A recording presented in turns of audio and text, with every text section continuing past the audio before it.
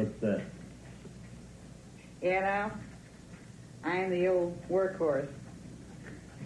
Yes? But now... We asked the participants what they thought of the seance. Yes, I feel that Reverend Vallis did indeed reach a young woman, a friend of mine who has recently been in an accident. Her name was Fran Rowe. And the reason I felt like that is because she mentioned her hands being held down and the brightness of her hair.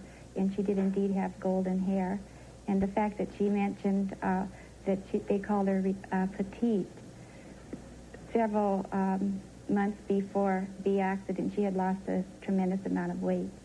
And the whole thing tied in. The information that she gave, including the name Bill, was right on. I found that as I was listening to her, I felt as though some communication was taking place. The presence of spirits and the levitation of tables at seances have often been exposed as tricks by many investigators, including the late Harry Houdini. The famous escape artist and magician attended seances around the world in hopes of contacting the spirit of his dead mother. He failed.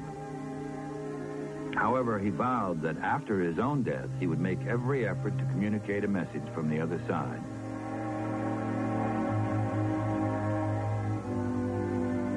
All right, ladies and gentlemen. To protect against fraud, he gave the message only to his wife.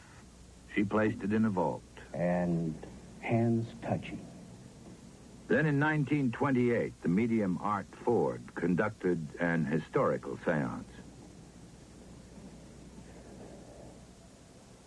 It began with Ford contacting his usual spirit guide in the other world, a childhood friend called Fletcher, who was killed during World War I.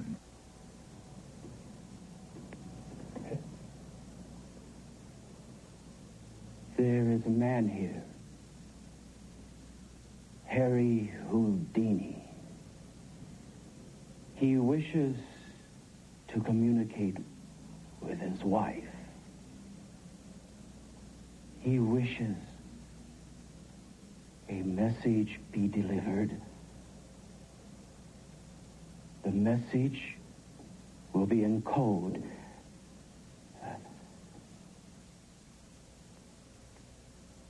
Roosevelt,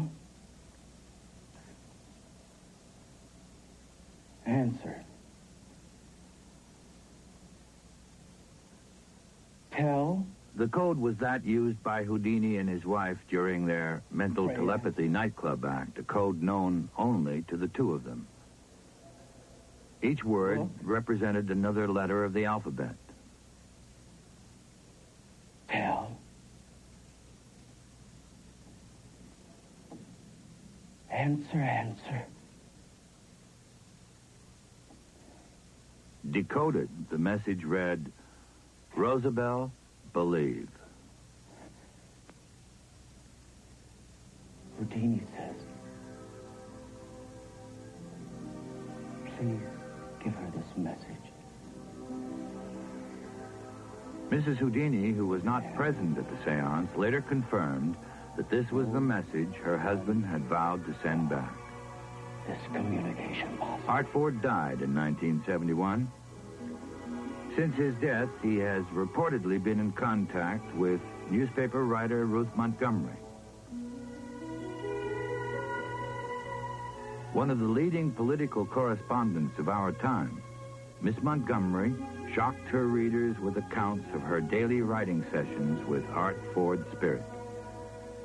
Here she tells of her earliest contact with Ford's spirit.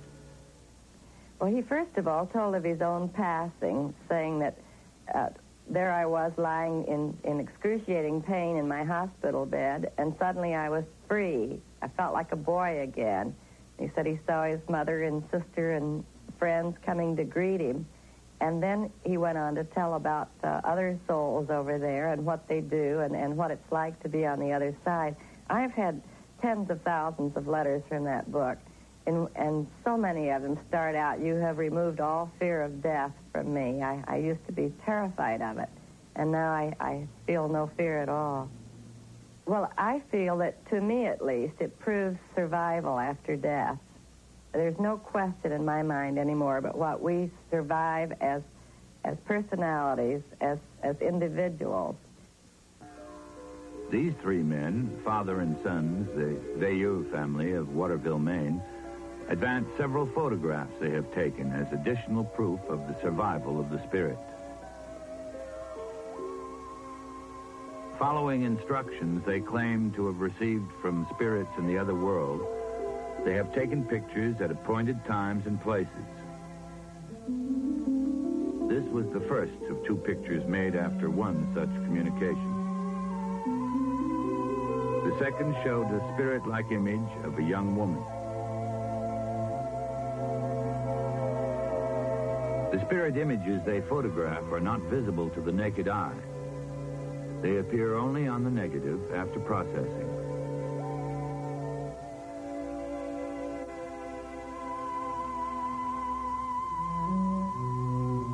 The Veilleux photographs are still not documented, but one picture has convinced many of their legitimacy.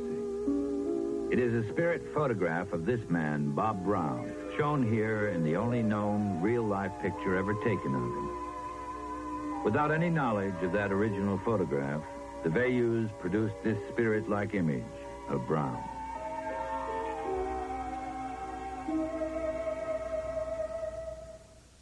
TBS, a great place for movies. Did a drug company sell blood products? Earlier times, if you had heard people talking about spirits, about shadow bodies surviving death, you would have labeled the tales they told as ghost stories, fantasies to be read on a wintry night by a warm fire, something to enjoy or muse about on Halloween. But ghosts apparently do exist. We have the research done on seances, the testimony of seasoned observers, and now brand new discoveries. The tape recordings of voices thought to belong to the dead. Pioneered by the late Dr. Konstantin Raudeve of West Germany, the technique for recording these voices is very simple.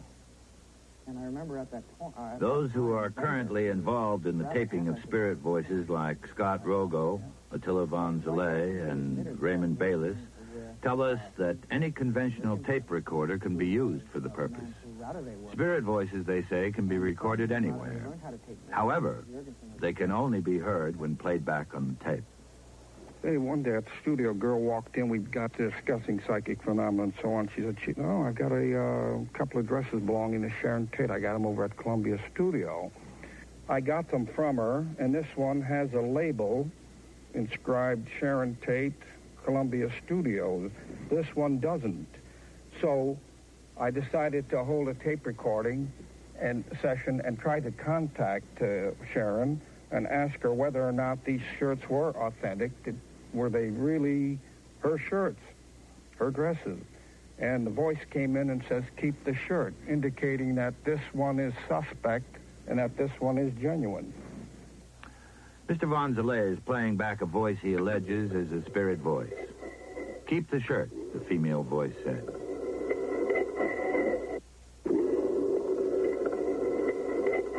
For study purposes, he has re-recorded it several times.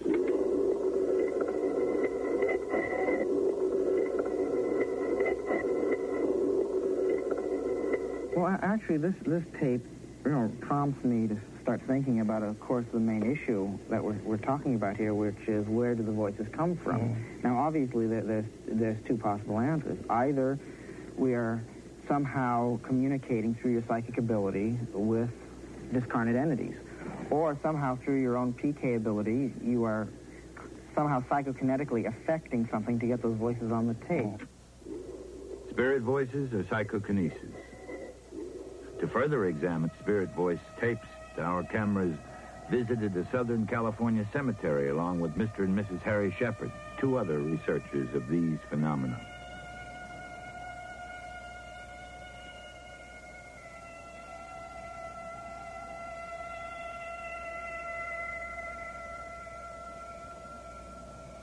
They are attempting to communicate with spirits still trapped on an earthly plane.